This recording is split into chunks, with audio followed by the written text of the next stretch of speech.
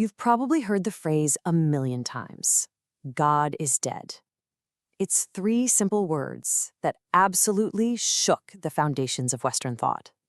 So, in this explainer, we're going to go back to the source and figure out what the philosopher Friedrich Nietzsche actually meant by his most famous and probably most misunderstood statement. But long before this became a philosophical catchphrase, this was a question that just captured the anxiety of an entire era. This wasn't something just debated in quiet university halls. Nope. In 1966, it literally exploded onto the cover of Time magazine and shocked millions of people. I mean, can you just imagine seeing this on a newsstand in the 60s? No pictures, no celebrities, just those three words in giant red letters on a pitch-black background. It was a huge signal that this question wasn't just for theologians anymore. It had become a full-blown cultural crisis, and it tapped right into the deep existential doubts everyone was feeling at the time. But to really get why this question had so much power, we have to rewind. We've got to go back to the source, back to the 19th century philosopher who dared to say it first. Okay, so the phrase God is dead comes from the German philosopher Friedrich Nietzsche. And look, while it sounds like he's just declaring he's an atheist, the real meaning is, well, it's way more complex. And honestly, it's a lot more unsettling.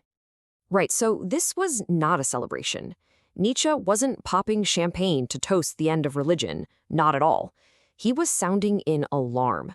He saw the decline of Christian belief not as some kind of victory, but as a massive, terrifying crisis for all of Western civilization.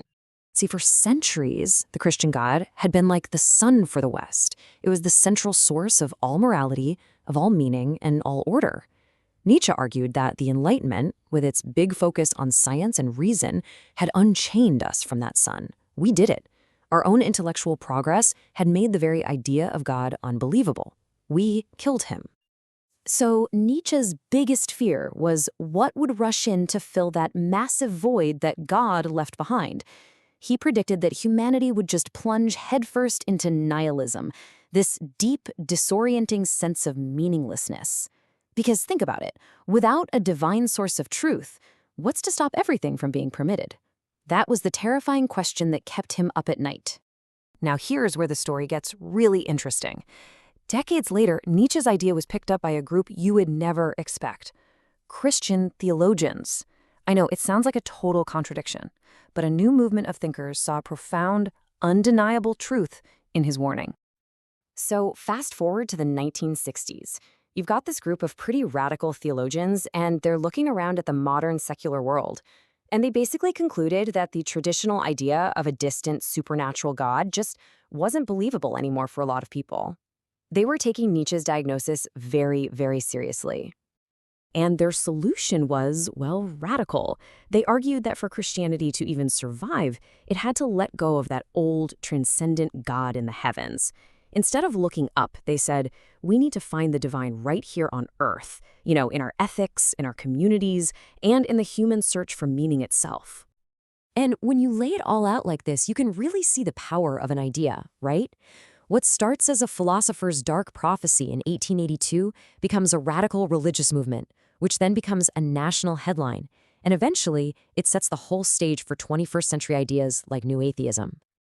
Okay, so why does a 19th century philosophical debate still matter to us today? Well, because the aftershocks of the death of God have fundamentally shaped our modern world, and really our own personal search for what it all means. This whole conversation just blew the doors open for public doubt. It paved the way for the growth of secularism and atheism for sure, but it also created this huge space for one of the most common identities you hear today: people who say they're spiritual but not religious. The people who are looking for meaning, just not inside the walls of a church or temple. And this brings us right back to Nietzsche's original challenge. If meaning isn't handed down to us from some divine authority anymore, well, the burden suddenly shifts, doesn't it? It becomes a personal, individual responsibility to build a meaningful life completely from scratch. Nietzsche saw this coming a mile away. He understood that by tearing down the old system of values, humanity was now responsible for building a brand new one. We'd have to invent, as he put it, our own sacred games. We have to create our own reasons to celebrate, our own rituals, our own purpose. And that leaves us with his final, kind of chilling and incredibly provocative question. By taking on the job of creating our own meaning and our own morality, have we taken on a burden that was once reserved only for God? And if we have, what on earth must we become to be worthy of that immense and frankly terrifying freedom?